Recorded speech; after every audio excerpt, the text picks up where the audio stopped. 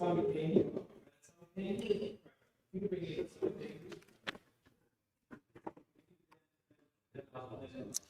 right, Shevuos, good morning. Good morning. Let us begin.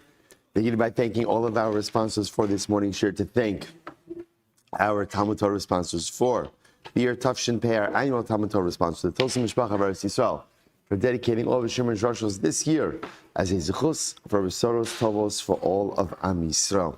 And our Talmud Torah sponsors for the month of Sivan Abba Lin Tova, Stephen Tarizin, in loving memory of Steve's mother, Doris Zin Devora Bas Rabbi Yisrael Yoel, on the occasion of her 5th yahrzeit. You hope that in the merit of our Talmud Torah, the Neshamos Lavan Aliyah, the families in Nechama, all of those who need a refuah should happen together with Kol Chol Yisrael, HaKadosh Baruch Hu should Emir Hashem bring home our hostages b'shalom and b'karov, and allow our holy soldiers to be successful b'chol ma'aseh yedehem. So with that, let us begin. We have a lot to do today. But Baruch Hashem, some incredible, really incredible and beautiful Gemara ahead of us, in a sprinkling of Agarta, Emir Hashem today. So today's daf is Lamed Hey 35. We are picking up Emir Hashem on Lamed Dalid Amud Beis at the 2 dots, punkt in the middle of the page. Rabbi Shimon Omer Chayiv Kan, the Chayiv Bipikadon. So remember again, the Gemara over here is still referencing the 4 different opinions that we had on Lamed Gimel Amud Beis. And as we pointed out, one of these very nice machloksim. What do I mean by very nice machloksim? That at the end of the day, everyone is agreeing on the result. The result is that by Shevuos Ha'edos, one is not chayiv unless, of course, the claim. Thank you so much. Welcome back. Everybody, that the claim is for a monetary one, right? There has to be a monetary claim involved. Halacha l'maaseh, they dispute exactly how to go ahead and arrive at that conclusion. So Rabbi Shimon Omer, chayiv kan v'chayiv b'pikadon. So Rabbi Shimon chooses to learn it out from Shevuos HaPikadon. So they laughed about Rabbi Shimon in Eretz Yisrael. They laughed about this. So the Gemara says, "My chocha." So I don't understand what was there. What exactly is there to laugh about? Diktani mali pikadon shekein lo asaba mushpa kinishpa mezid kishogeg. So pikadon is different than Shevuos Ha'edos. How is pikadon different? Number one, by Shevuos HaPikadon, I will say, remember again, this is one of these scenarios where we're at a little bit of a deficit, only because we have not actually learned the sugya of Shevuos HaPikadon just yet, but we'll have enough information to operate properly. So the Gemara says like this: mushpa means someone who takes someone who is adjured by someone else, like someone who takes the shvuah themselves. And furthermore, mezid keshogeg. So in Shevuos HaPikadon, both of these cases are different from one another. Masha'en came by Shevuos Ha'edos, where there is no distinction. So the Gemara says, "Michti mushpa impi asra be'edos Rabbi Shimon minalei." So why does Rabbi Shimon know that mushpa means, again, that you could be adjured by someone else and still create liability? From where does Rabbi Shimon know that? The Gemara mepikadon. Because ultimately he learned that from Pikadon. Pikadon nami mushpa impi acherem bigmar me'edos. But Pikadon itself, ultimately, that you could be adjured by others, is learned out from Eidos. Umay chochos, I don't understand. So what's the laughing over here? Like, what's the mocking? So the Gemara says, "Duma Rabbi Shimon kav v'chomer ma'isila me'pi acher." So umay chocha. Duma Rabbi Shimon kav v'chomer ma'isila. Maybe Rabbi Shimon learns this all out from kav v'chomer me'pi acherem chayiv. If there's liability when adjured by others, should there not automatically be liability when one takes the oath of themselves? Rather, again, it must be that they laughed about the position of Rabbi Shimon because of the issue of equating mezid and shogeg.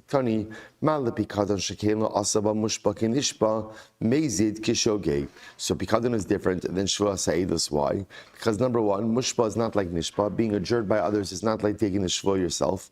And furthermore, again, mezid is not like shogeg. Smart says, 1 second. Michti mezid gabe eidos minale. From where do we know? We'll say that there is liability, carbonic liability, even for intentional violation of Shevuos Ha'edos.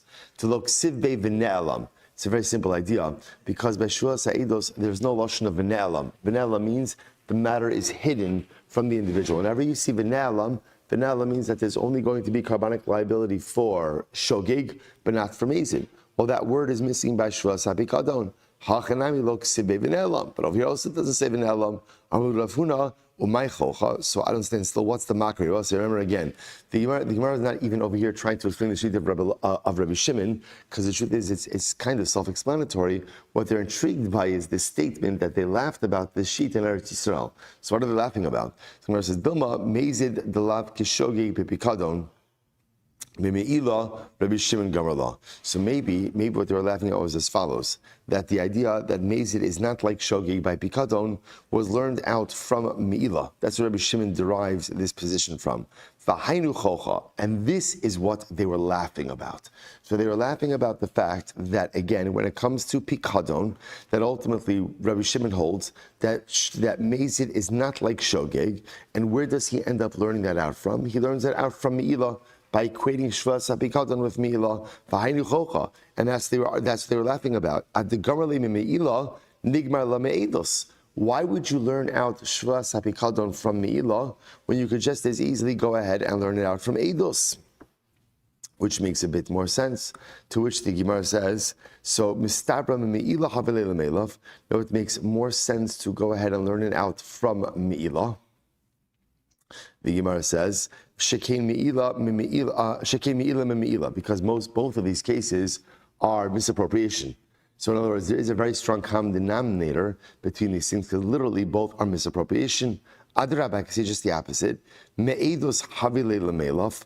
Why not learn it out from Eidos? Shekein techta mitechta. We have Gzera Shavav Tachta. Mistarba Me'ilah Havilei L'Me'elav, Shekein Me'ilah. Okay, so no, it makes more sense to learn it out, Shevuos HaEidos from Me'ilah. Why? Because of the following similarities. Bakol Nene Bikavua Chomesh Asham. Let's take a quick look at Rashi. Rashi is towards the actually a little bit higher up on the daf, probably about 12 lines down into the short lines. Shekein Me'ilah Bakol Nene Bikavua Chomesh. So first of all, by both of these things, he uses the lashon of me'ilah, of misappropriation. Ushneim noagim bakol. They both apply to everyone. This is pikadon and me'ilah. Aval eidos eno el beruyin l'hayid. But again, Shevuos HaEidos obviously only applies to those who are fit for testimony. Ushneim nagu ba'aver shebi adam zenena min ha'hekdesh v'zeh kafar mamon. Furthermore, both Me'ilah and Shevuos HaPikadon, both of them are benefiting from that which is in their hand. So again, the guy from Me'ilah from Beis HaMikdash property, and the guy from Pikadon from the Pikadon that he misappropriated, Lafuke Eidos Shlonen, as opposed to Shevuos HaEidos, where there's no real hana involved. Ushneim Bikarban Kavua. Both Pikadon and Me'ilah have a fixed carbon. However, Shevuos HaEidos is olav yored. Upneim u'shneim bechomesh va'asham ve'eidos bechatas ve'in sham asham. Furthermore, again, both Me'ilah and Pikadon are subject to an additional penalty fifth, as well as an asham offering. And Shevuos HaEidos ultimately, again, is subject to a chatos and not chomesh. So the idea over here is it makes more sense to compare Me'ilah to Pikadon than Pikadon to Shevuos HaEidos. Okay, so the Gemara says, Adrabah, I can say just the opposite. Me'edos havilei l'me'elav. So again, there are plenty of comparisons between Pikadon and Eidos. What are those comparisons? So the Gemara says, Shekein, Chet, Hedyot, B'Shvua, Tave v'Kafrei, V'Owen. So again, we'll go back to Rashi for just a moment. Rashi says Shekein Chet, B'Shneim Ne'emar Techta. So first of all, again, Shevuos HaEidos, Shevuos HaPikadon, both have lashon of Techta. V'Dino Im Hedyot. And remember again, Shevuos HaEidos, Shevuos Pikadon, both deal with regular people, as opposed to Me'ilah, which deals with Hektish. U'Shneim B'Shvua, both deal with Shevuos. V'Ayidei Tvia v'Kafreim Ban, both Shevuos HaEidos and Pikadon have a claim and a denial. U'B'Shneim Ne'emar Oim. And both have Owen, right, which you don't have by Me'ilah. So there are plenty of comparisons between Shevuos HaEidos and Pikadon as well. To which the Gemara says, no, Hanach Nefishin. There are more comparisons between Pikadon to Me'ilah than Pikadon ultimately again to Shevuos HaEidos.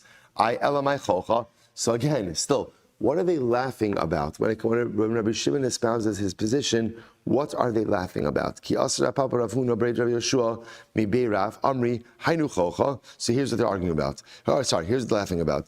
Michte Rabbi Shimon gzeir shava savir skamer. Rabbi Shimon ultimately again learned out a gzeir shava.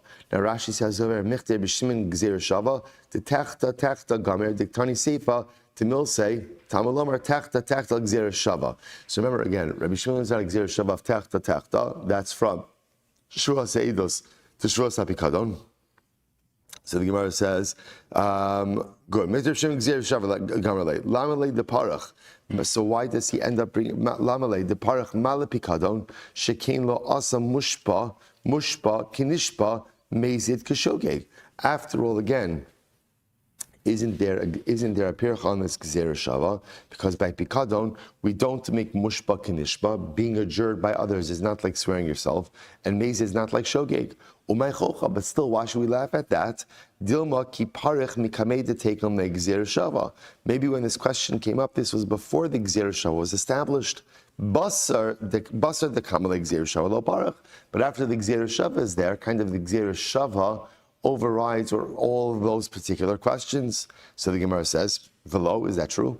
V'amru Rava bar Isi Rabbanon man tana Shevuos HaPikadon lo nitan zdona lekapara. So who is the opinion that says that Shevuos HaPikadon, intentional violation of Shevuos HaPikadon, is not subject to kapara? Rabbi Shimon. It's Rabbi Shimon.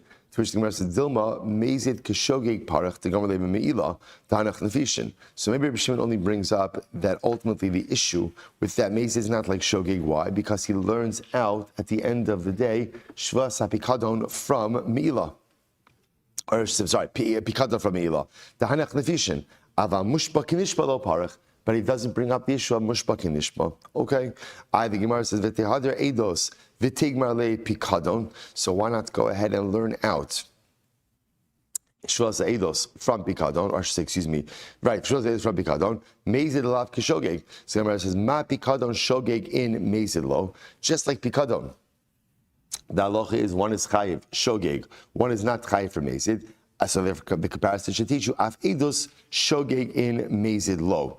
Ultimately, and so to Shevuos eidos, there's only going to be liability for shogeg, not for mezid. Kihechi diyolef pikadon meila. So the Gemara says, top of Lamed Hey, lahachi kasurachmana leeidos gabi Shevuos bitui, the gabi tumas mikdash v'kadashav. That's why the Torah purposely writes Shevuos eidos in the context of Shevuos bitui, as well as in the context ultimately again of tumas mikdash v'kadashav. Because in all of those instances, both Shevuos bitui as well as tumas mikdash v'kadashav, right? We'll say that's entering into the Beis Hamikdash in a state of tumah, or consuming kodesh in a state of tumah.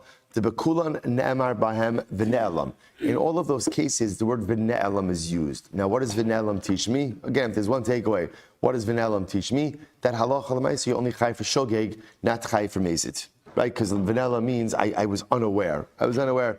V'kan lo ne'emar bahem ne'elam. And yet by Shevuos eidos, it does not say v'ne'elam. What does that teach me? L'chayev ala mezid kishogeg. Ultimately, again, to go ahead and teach me shogeg like mezid. So we'll say, so what's the bottom line over here? The bottom, it's a great question, right? Well, over here is they laughed at Rabbi Shimon, ultimately in Eretz Yisrael. Now, it seems to be the root of their laughter was the idea that he was seeking to learn out Shevuos eidos, or Shevuos pikadon, from Me'ilah, as opposed to a more linear limud of learning out Shevuos HaPikadon from Shevuos eidos. The bottom line halacha l'maisa for us, which is very important, is that, and this is halacha l'maisa, that one of the unique qualities of Shevuos eidos is there is liability, carbonic liability, when you take a false Shevuos eidos, whether it was b'shogeg or b'mezid. This is an important point, because remember again, by other types of Shevuos, for example, Shevuos bitui or Shevuos HaPikadon, ultimately again, if you accidentally take a false Shvuah, there is liability. Intentionally take the false Shvuah, there is no liability. Same thing again by Tumas Mikdash V'Kadashav. Now that's not a Shvuah case.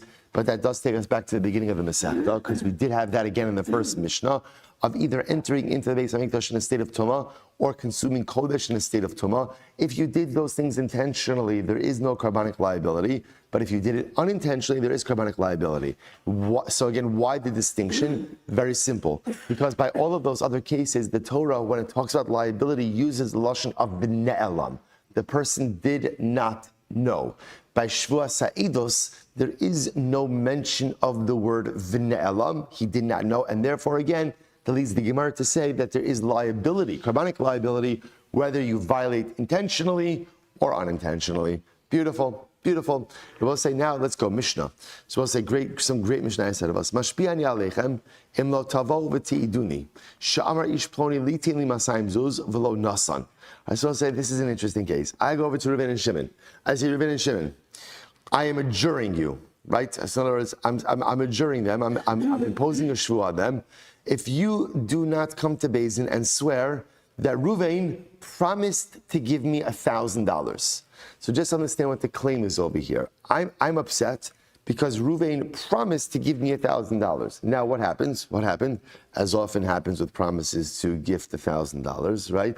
The giver reneged. Reuven decided no. So now Reuven made this promise in front of Shimon HaLevi. So I say, I want to impose a Shevuos ha'edos upon Shimon HaLevi. You know that Reuven promised to give to me. Come to Beis Din and testify on my behalf. If they refuse to do so, hare elu pturin. Ultimately, again, they're pater. Now, why are they pater? Very simple. She'in chayavin ela al tvias mamam kipikadon. Remember, again, I will say, Shevuos ha'edos, there's only liability if there's a monetary claim. There is no monetary claim when someone promises to give you something. Right? In other words, if Reuven promises to give me a gift of $1,000, that is not an enforceable claim. I have no monetary claim against him. Because there's no monetary claim, therefore, again, there's no Shevuos ha'edos. And I will say, this is the beautiful linkage between the last Mishnah and this Mishnah. Because remember, again, if there's one takeaway, halachic takeaway, is that the comparison between Shevuos ha'edos and Shevuos ha'pikadon tells me that just as Shevuos ha'pikadon, there is only liability if I'm making a monetary claim against Reuven. So too, again, Shevuos ha'edos, there's no Shevuos ha'edos if there's no monetary claim. So therefore, the Mishnah is teaching me is, even if someone promised to give me something, failure to do so is not an actionable monetary claim. I guess like it could be, right? I guess you could potentially construct a case where if Reuven promised to give me $1,000 and I took action based on the assurance to get $1,000, right? I think there's something like that in law. I don't know, there's a bunch of lawyers over here. No, it's something I consider. I don't know. All right, anyway. So let's go back there. So the Gemara says as follows. I didn't pay a retainer. I know. No one wants to say anything. You know, I said, I think there is, right? Chavra? Isn't there a concept like that? Okay. Anyway, so the Gemara says as follows. Mashbi'ani aleichem. Mashbi'ani aleichem. Kisheteidu le'edus shetavo v'teiduni. So we'll say another interesting case. I say Reuven and Shimon. I hereby adjure you that when you know edus for me, you will come and testify. So the Gemara says, once again, hare elu pturim. There's no Shevuos ha'edos in that case. Why? So the lashon of pturim means that at the end of the day, there's no Shevuos ha'edos. Now, what that could also mean is, if they swear we don't know testimony, now again, remember we'll say, I mentioned to someone yesterday that even in cases where technically speaking, you're not liable for Shevuos ha'edos, you may be liable for a Shevuos shav, or for a Shevuos sheker. That is possible. But the idea over here is, I adjure you that when you know testimony for me, you will come and testify for me. There's no Shevuos ha'edos there. Why? Because remember again, in that case, the Shvuah actually precedes the testimony. Because remember, there's no testimony yet. There's no testimony yet. So Amar bebeis hakneses, well, it's an interesting case over here. I stand up in shul, V'amar, Mashbi'ani aleichem, she'im atem yodin li'edos shetavo v'ti'iduni. I stand up in shul, and I say, Chevra, essentially what I'm saying is, if anyone here knows testimony on my behalf, come to Beis Din and testify for me. Again, hare elu pturin. Ultimately, again, there is no Shevuos ha'edos. Why? Ad shehei miskavin lahem. We're going to see this thing more explicitly. Shevuos ha'edos only applies when you single out a group of witnesses. But if you just speak to a group of people and essentially say, I'm confident that someone here knows eidos for me, come and give eidos for me, ultimately, again, that's not Shevuos ha'edos. Amar l'shnayim, mashbi'ani aleichem ish ploni u'ploni shematam yodin li'eidos shetavo v'ti'iduni. Listen to this. I go over to two people. I say, Chavra, Reuven and Shimon, I adjure you, right, that if you know eidos for me, that you will come and testify. And they say, Shvuah she'ein anu yodin lecha eidos. And they swear, we do not know any eidos for you. But it turns out, ve'hein yodin lo eidos. They do know eidos for me. Oh, But how do they know Eidus? What's the source of their information? Either Eid Mipi Eid. So I said this is very interesting. They don't have first-hand knowledge, right? They have second-hand knowledge. They know Eidus from me, but they heard it from a friend who has a friend. O Shahaya Echan Mehem Karov O Pasul. Or, for example, one of these two guys, Reuven or Shimon, was a Karov, was a relative, or was Pasul. Hare Elu Pturin. In all of these cases, ultimately, again, they're pater. So I'll say, what do you see from here?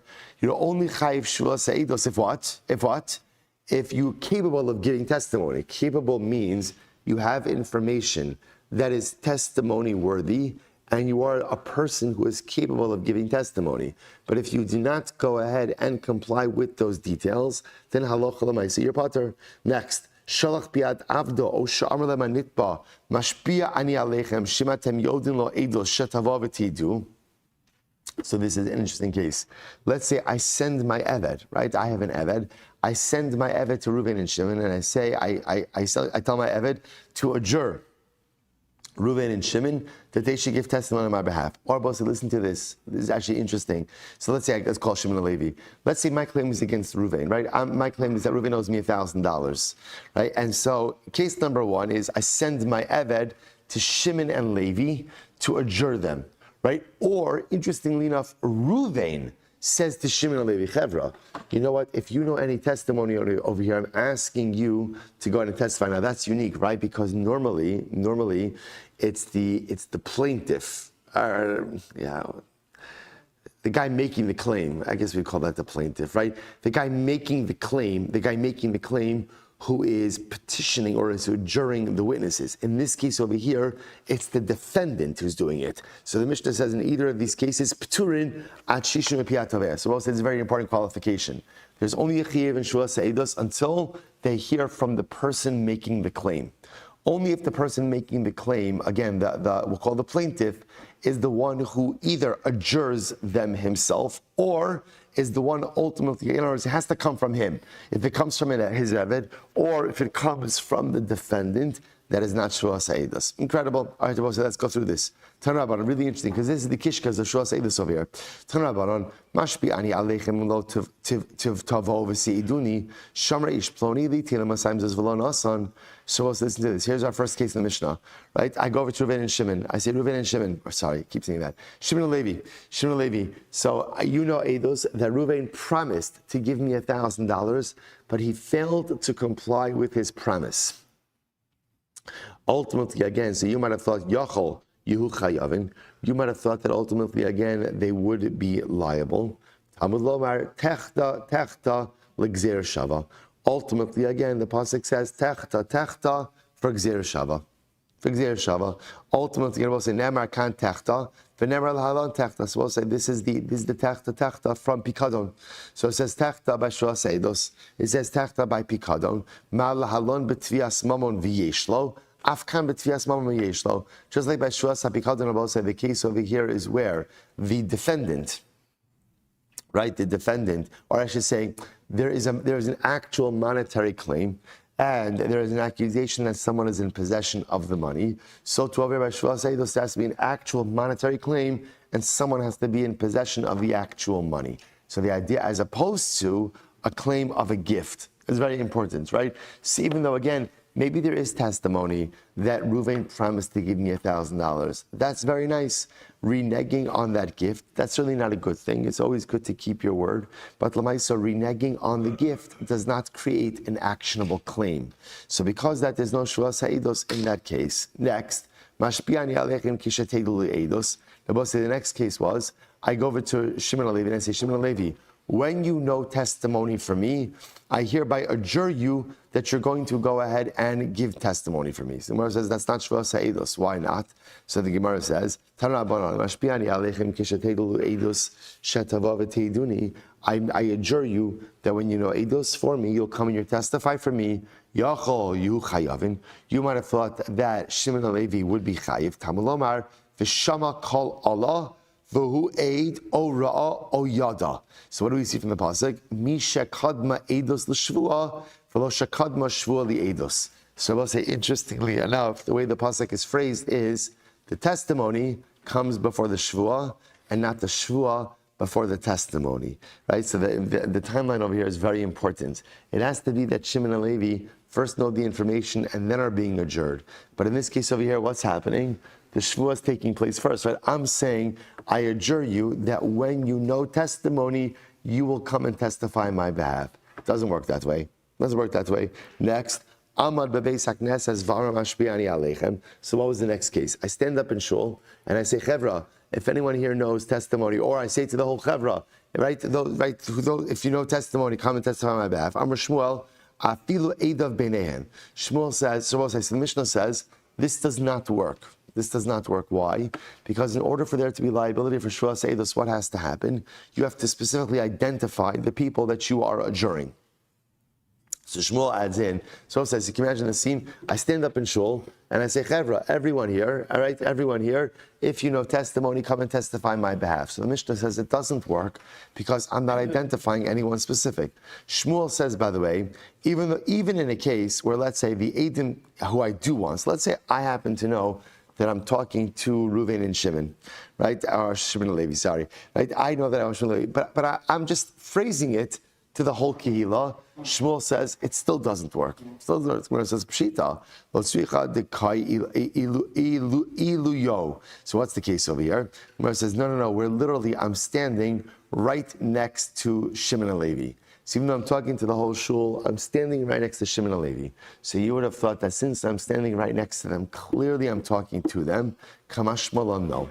Kamashlan, it does not work. Why? The Gemara says, you might have thought that since I'm standing right next to them, it's ki'ilu, I'm talking to them. Kamashlan, no. Kamashlan will say that in order for Shevuos Eidos to work, there has to be specificity. It has to be clear which two people I am referring to. So that supports this. I see a group of people, and the witnesses that I want to adjure are in that group. And I say to the group, Chevra, I adjure you that if you know witness testimony from me that you should come and testify on my behalf. You might have thought that Shimon and Levi who are in there would be liable. Ultimately, again, the passage says, V'hu aid. There is only Shevuos Eidos when you identify specific which people you are adjuring. What happens if, let's say, I stand up in front of the shul and I say, I hereby adjure the entire group? You might think that that does not work as well. In other words, they both say, you can adjure a group. In other words, there's nothing wrong with that. But what do you need? You need specificity as to what group you are summoning for Shevuos Eidos. So if you're talking to two people within a group and you just address the group as a group, that will not work to create liability for the two witnesses to testify. On the other hand, if you address a group and you refer to them as the group and you are summoning the group, that could work. That could work. The idea is that Shevuos Eidos requires a defined population that is being adjured. That defined population could be 2 people, it could be 22 people, it could be 1,000 people. It doesn't make a difference. But there has to be a defined group that you are summoning for this Shevuah. Incredible. Let's go weiter. Amr beis haknesses. Amr l'shnai mashpi'ani aleichem. So as I say, ultimately again, I say to 2 people, mashpi'ani aleichem, right? That if you know any eidos,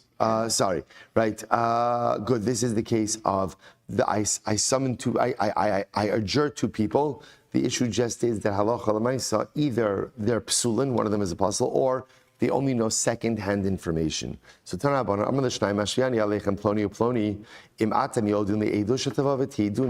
I go over to Shimon and Levi. I say, Shimon and Levi, I hereby adjure you that if you know any eidos, that you should come and testify on my behalf. Okay? And really, Shimon and Levi actually have information. What's the problem? They know eidos, aid mipi aid, either again from a third party, or shahaya echad mehem karov apostle, or one of them is a karov or apostle unfit to give testimony. Yachol yihu chayavin. You might have thought ultimately again they should be liable. Talmud lomar im lo yagid v'nasa avono. Therefore, again, the pasuk says, if you do not give over your testimony, you will bear your sin. So what do you see from here? The only time you're chayiv to bear your sin is when? Is if you're fit to give testimony. When are you fit to give testimony? So there's two parts to witness fitness. Number one, categorically, right? You have to be the kind of person that fits into a category who is able to give testimony. And number two, you have to know the information firsthand. Incredible. Okay. Shalach bi'adavdo. Similarly, again, I will say, if I adjure the witnesses, if I adjure the witnesses, but I don't do it myself. I send my evidence. I do it through a third party. That doesn't work. Shalach biat avdo. So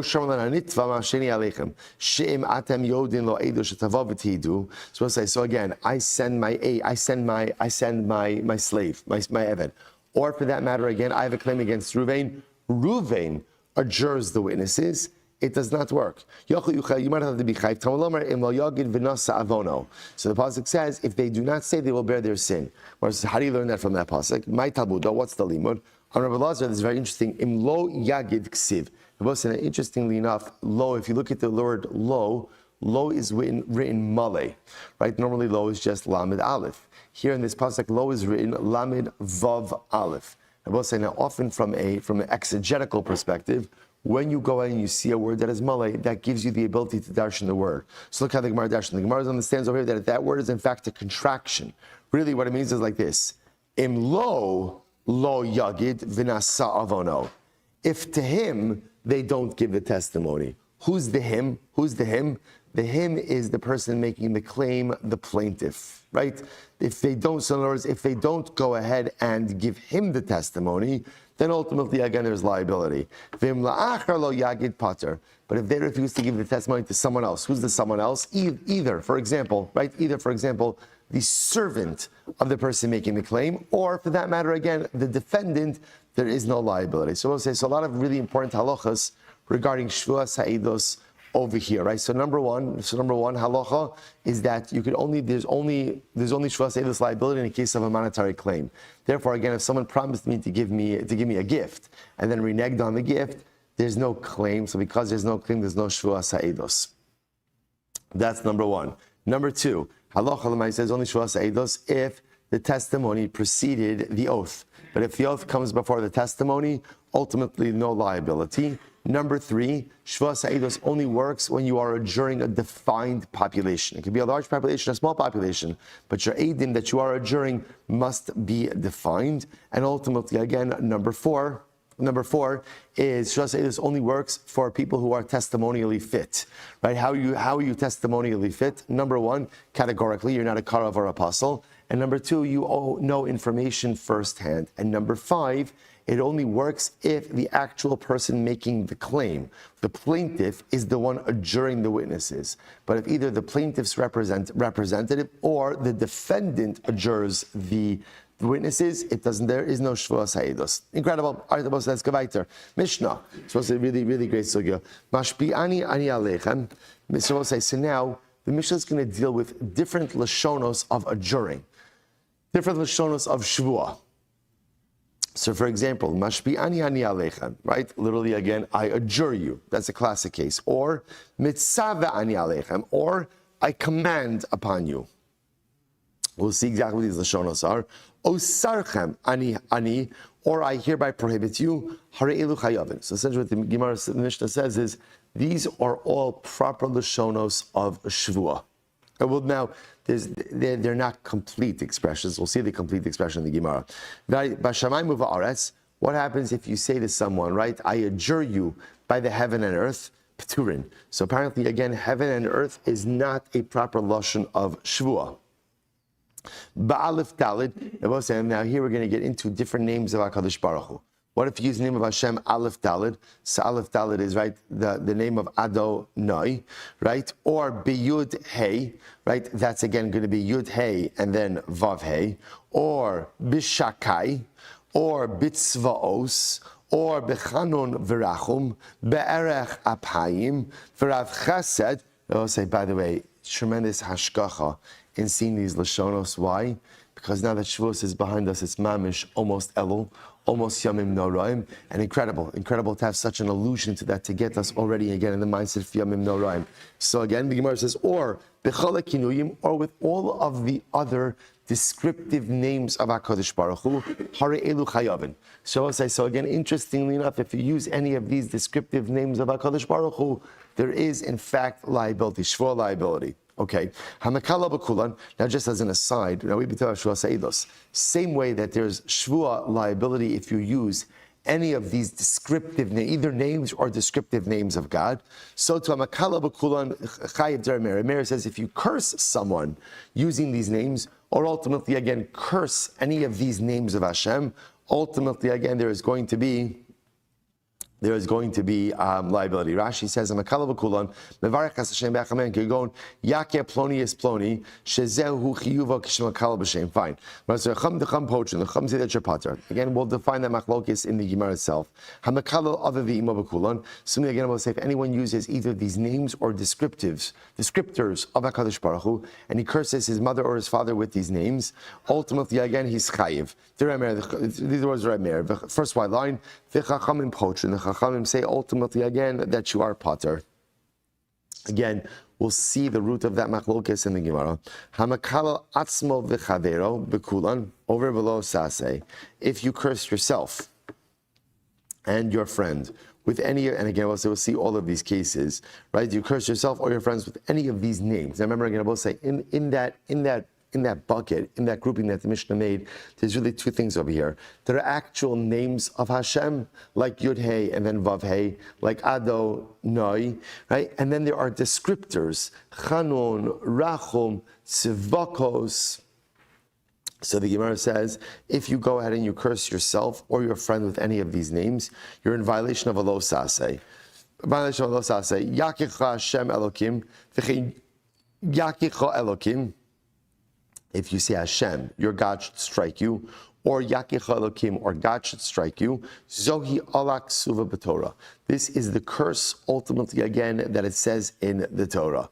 Now Rashi says over here, what is this talking about? Zohi Allah, Im Amrli Eidim Echa Menamikro Shebeklalos, Yakicha Hashem B'Shachefes, Im Lo Te'iduni. And I will say, interestingly enough, these are the psukim from the Tochacha.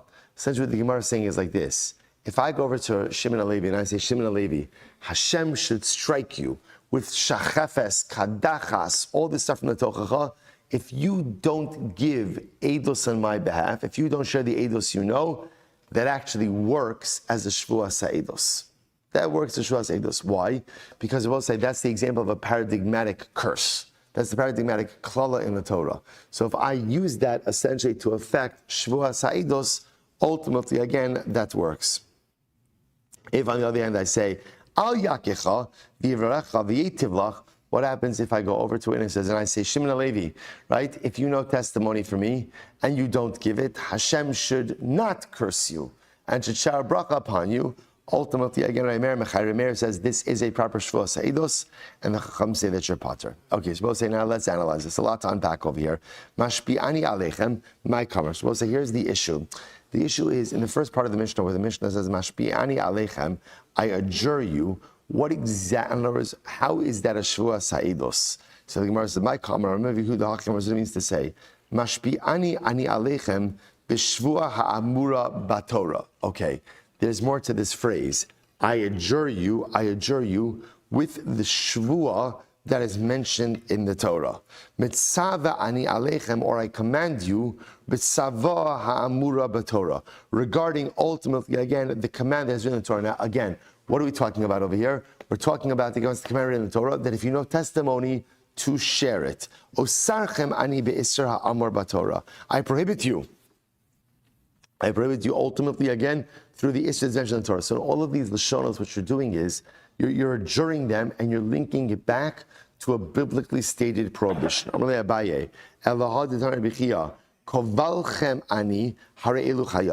So ultimately, what about when the person making the claim, the plaintiff, says to the witnesses, Koval chamani. Now, Lashon of Koval chamani means, I bind you, right? Or I restrict you. What is that referring to? To which the Gemara says, Kovel ba'oraisa miksiv, Does the Torah use lashon of kovel? In the Torah uses lashon of kovel. It means to say, mashpia ani aleichem b'shvua, mitzava ani aleichem b'shvua, osarchem ani b'shvua, kovalchem ani b'shvua. So Rabbi Abai says, here's what it means. We'll say, you could use any of these lashonos in conjunction with a shvua. So the way Shevuos Eidos actually works is like this.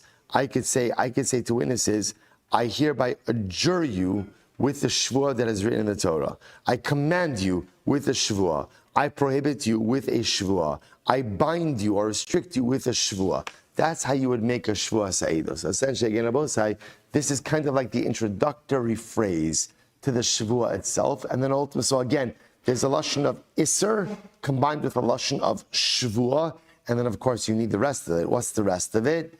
If you do not know testimony on my behalf. Or, actually differently, if you know testimony on my behalf and don't provide it. Incredible. Okay. Ba'alif dalid biyud hey bishakai bitzvos bechanun v'rachom b'arach ma'ar v'ches. L'meimra. So the Gemara says, this is very interesting. L'meimra. Dechanun v'rachom shemos ninu. Now listen, here's what's interesting. Based on our Mishnah, it sounds like Dechanun v'rachom are considered to be names of HaKadosh Baruch Hu, which is very interesting. Why is it interesting? Or many, yesh shem shenim chakim, yesh shem shenim chakim. It's a totally different sugya. What about erasing the name of God? Now, generally, you're not allowed to erase the name of HaKadosh Baruch Hu.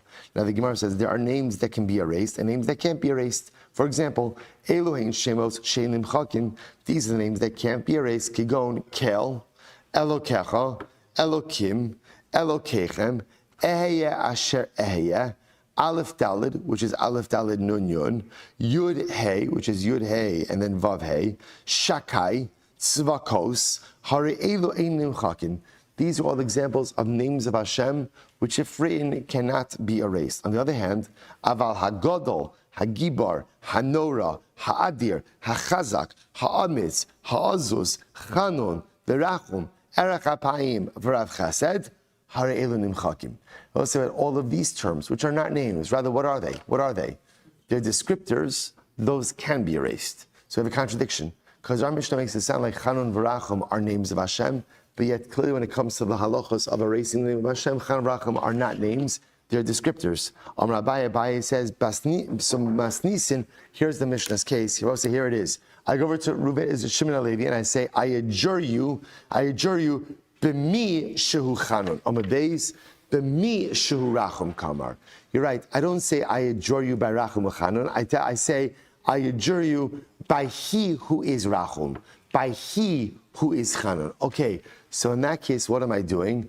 I'm directly linking the descriptor to the name of HaKadosh Baruch Hu. Very interesting. So the Gemara says, if that's the case, b'shamayim v'aretz nami, b'mishamayim v'aretz shelo ka'amar. So again, if that's the case, then there should be liability when I adjure people b'shamayim uva'aretz. Why? Because I can say, what does it mean, b'shamayim v'aretz? To he who created the heavens and the earth. To which the Gemara says, no. So the Gemara says, hachi hashta hasam kevan deleka midi achrina de ikri chanun v'rachum vadai b'mishu chanun vadai b'mishu rachum kamar. So we'll say this is really incredible.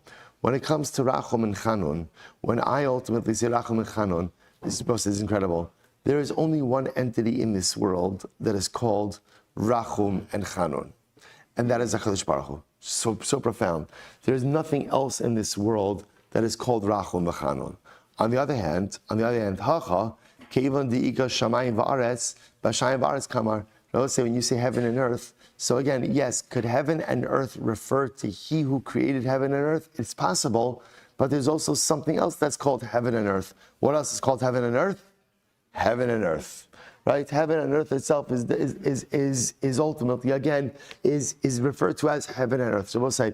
So therefore, it's fascinating. So therefore, the Gemara suggests over here that when you say rachum v'chanun, there's nothing else in this world that is called rachum v'chanun except HaKadosh Baruch Hu. So therefore, by definition, when you use that lashon in a shvuah, it is clear that you are adjuring them with the name of Hashem. But Shamayim va'aretz, again, could just be by Shemayim. I'll just point out, remember, we had before Shariah to this, even Moshe Rabbeinu, right? Moshe Ha'azinu Hashamayim va'adabeir v'sishma aretz imrefi.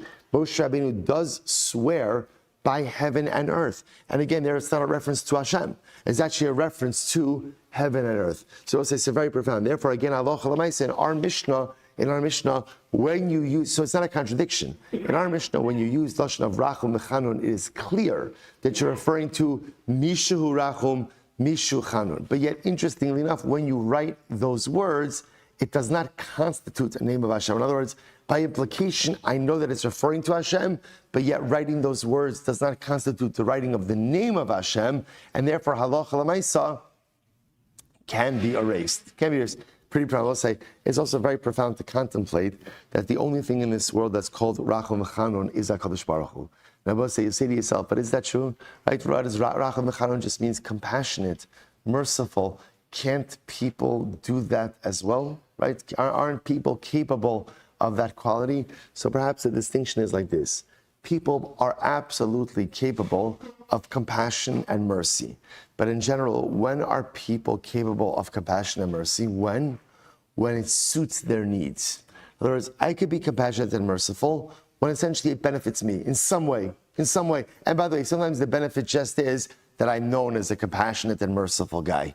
Right? That can happen.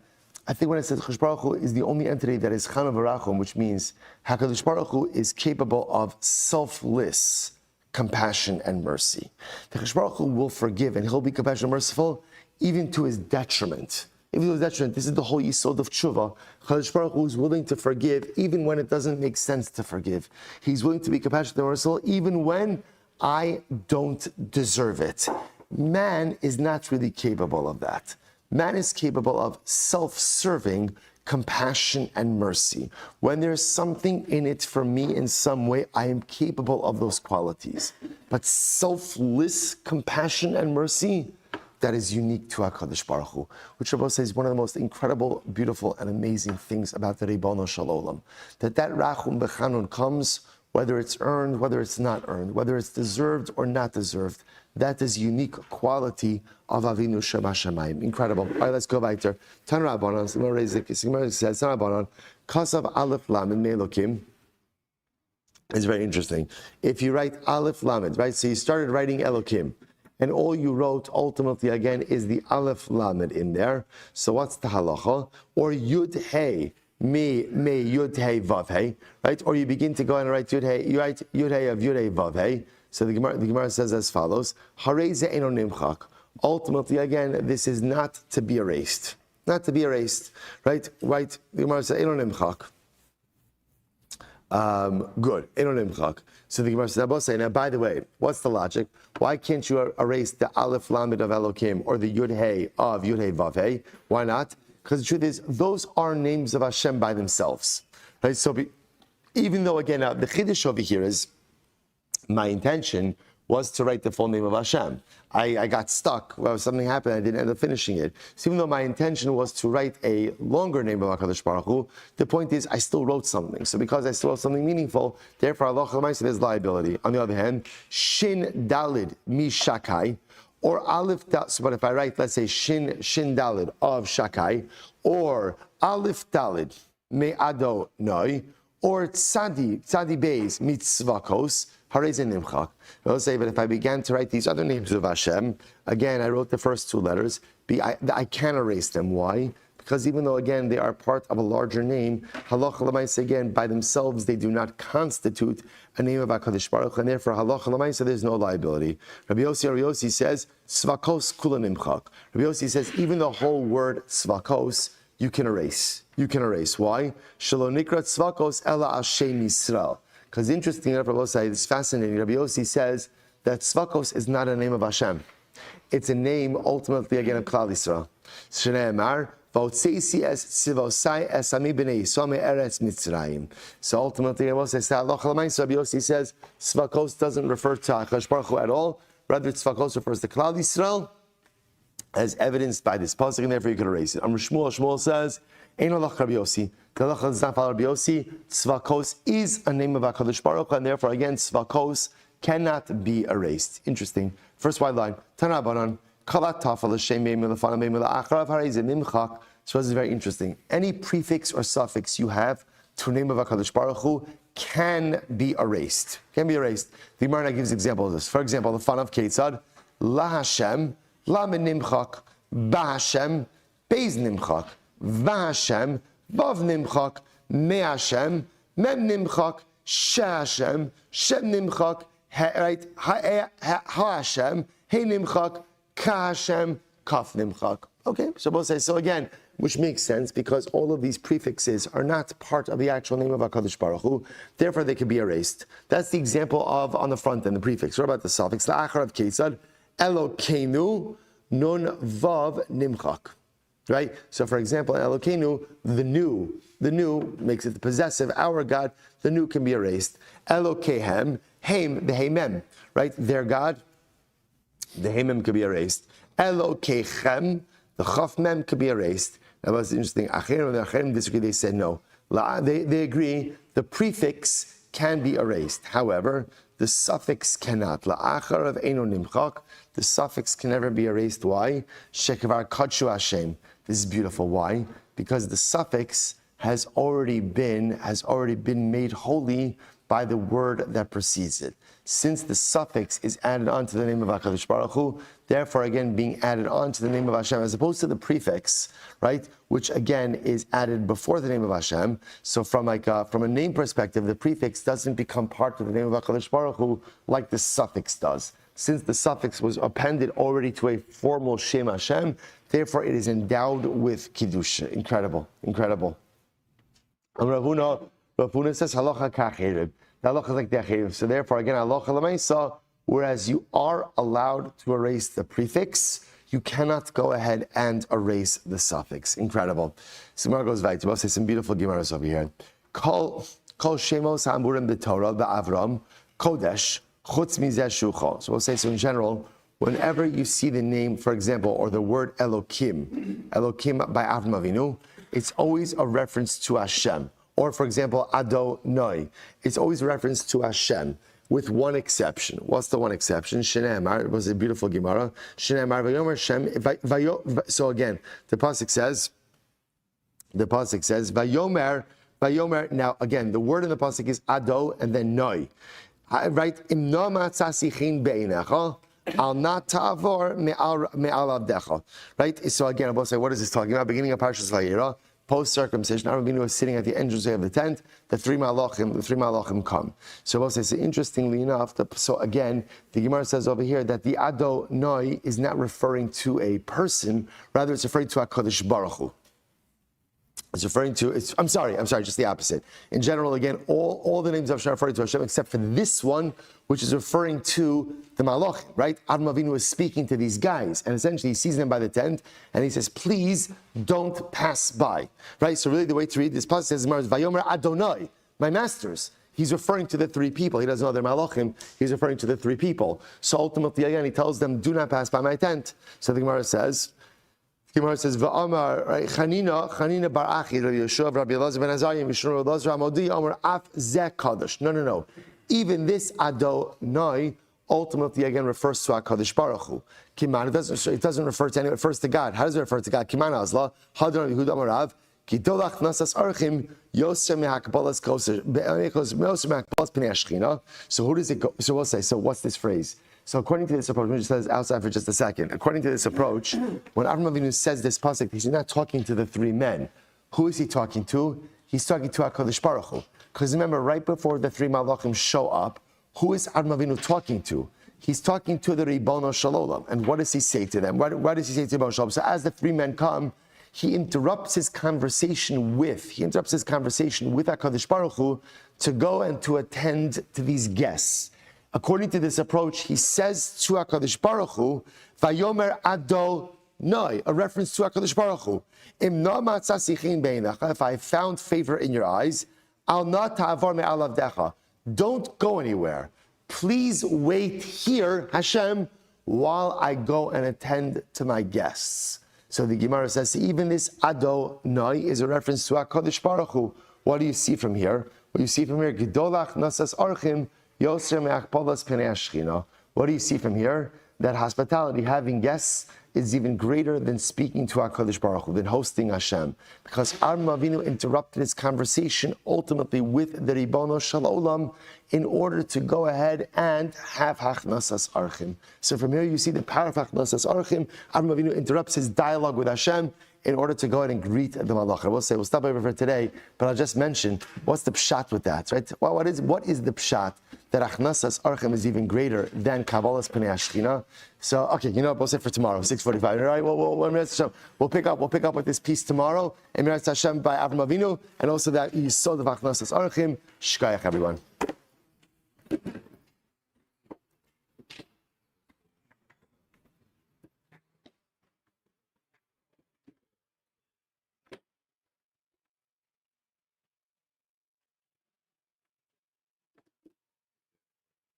All right, have a great day, everyone.